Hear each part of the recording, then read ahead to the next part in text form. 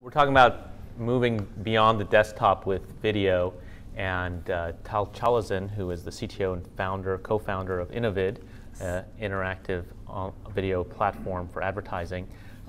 You started on online video, but now you've moved beyond to lots of different platforms. Tell us just what is Innovid, how did it get started, and where are you today? Sure. So Innovid is a video advertising platform for agencies and media buying marketers. And as you said, we started with looking at the pre-roll that was moved from television into online into desktop, and we said that it must change, and we must do something that is more relevant for the platform that people are consuming this video. So we started with the ability to add interactive elements and dynamic elements and household addressable elements into the video. Starting where the consumers are back in 2007 on the desktop. 2 years ago, we added more mobile and tablet platform that we enabled the exact same capabilities and allowing marketers to think in a holistic view and deliver to desktop and mobile and tablets. And last year, we invested a lot in connected TV and gaming consoles and over-the-top devices, Roku, PlayStation, Samsung, Toshiba, LG, a lot of different devices that we want to deliver a singular message everywhere. So describe one of these ad units. How does it work? How do you experience it? Sure. So you would watch content on ABC. There will be an ad break, and that ad break will be for, I don't know, Saving Mr. Banks, a movie from Disney. And there will be a call to action to say, would you like to see long form trailer or behind the scenes director cut?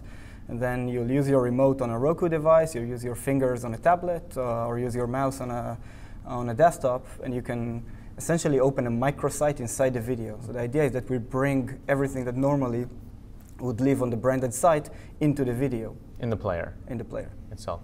And so what have you seen is people's willingness to do that, and how does it change by platform? First of all, people love it. Of course, people love ads.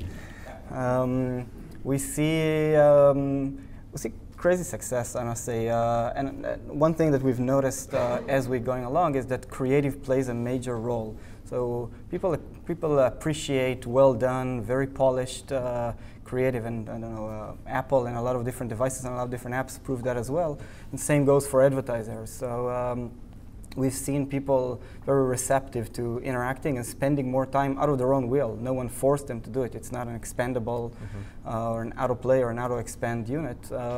And people are spending time and clicking and playing with it. So what's the average click-through rate, and how high have you seen it go? So first of all, the important point, it's not a click-through rate because you don't click through. You stay inside. What do you call it? We call it engagement. Okay, what's your average engagement rate? A lot of other people. Around, I don't know, 3 to 5%, which is just to give context. So just a regular pre-roll with no call to action or no interactive elements is sub 1%. The average is sub 1% engagement rate. So people leaning forward and actually clicking on a video in the way that they would click on a banner. And what we showed is that just by telling them the story in a nice and a polished way, people, about 3 to 5% of the people will ended up clicking. And then how, for really successful campaigns, how high have you gotten that? It gets to very high numbers that people can question the numbers themselves, but it gets up to 20%. So 1/5 of the people actually clicking and spending time. And then do you see any difference by platform? Do people tend to touch on a mobile device more than they tend to click on a laptop? Yeah, so I would say that first of all, there are two parameters. So engagement is first measured by the number of people actually clicking, but then the value of the engagement changes by the time you're spending. So you'd argue that there are some accidental clicks, and there are some people who click and say like, I'm sorry, this is not really interesting. So another parameter we measure is the time spent, how much time people are actually spending in that expanded unit. So I think tablet scores the highest in terms of the people who are actually engaging. And the connected TV is scoring the highest on the amount of time people are spending. So when you're in 10-foot experience on a 52-inch TV and you're getting an HD content, we're seeing people quadrupling the time that they got from the ad itself with the extended content. Is that just because you're in a different mode, in a different interaction mode, or is it because of the the content itself, or what do you ascribe that to? First of all, because the ads are awesome and people like it. Yes, of course. I guess there's many reasons. One of them just being, to be completely honest, so we're delivering those ads on a Roku, on a PlayStation, on Samsung TV, and the people, the demo that is the type of audience that are using it is the more savvy and the more technical ones. And just to be clear, this is I'm watching video in an app on Roku or Correct. in an app on. I'm not watching linear television. Yeah. Right. Correct. So how do we get to? Are you learning things that you think will one day be able to be applied to linear television? So one of the big questions is, there's all this more measurability and addressability on digital platforms. At some point, right, the big wish among brand advertisers would be, well, why can't we do this on linear TV, especially when people are watching this on the same device? So how far are we from that, and what needs to be done to get there? So the first learning that we're getting is not specifically about the creative, but is about the plumbing itself. That, to be completely honest, what we see is that the biggest problem for scale right now is just simplicity. So being able to connect all the dots together and saying, this is all video, I have my own ProRes video in full HD, and I want to deliver it to every device, just want to make it happen. I don't care about the different technology pieces.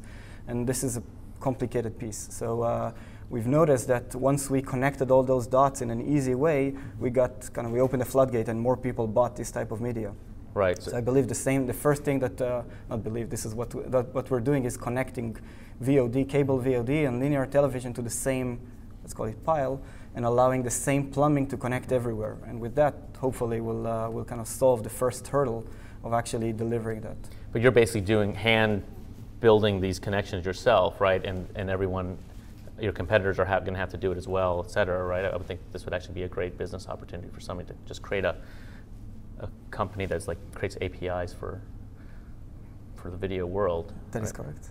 Yeah, but you're doing it yourself because of necessity. We're doing it ourselves. We're plugging into existing players in the market on different areas. But yeah, there's no unified language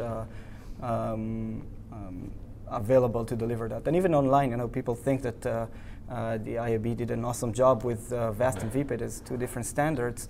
But even on just basic online, it's still not build once and deliver everywhere. It still needs a lot of skewing in order to deliver. YouTube doesn't accept the same format that the Hulu does or ABC does. Right. So let's end with what's your prediction for how long will the pre-roll remain the king of online video ad formats? To me, pre-roll died in 2007. But how long? But the numbers don't actually support that. I don't know, depending on who's counting. No, I'm kidding. How long? I don't know, 2 years. 2 years? What will be the nail in the coffin? I think around the ROI side, people believe that you can actually get bigger bang for your buck.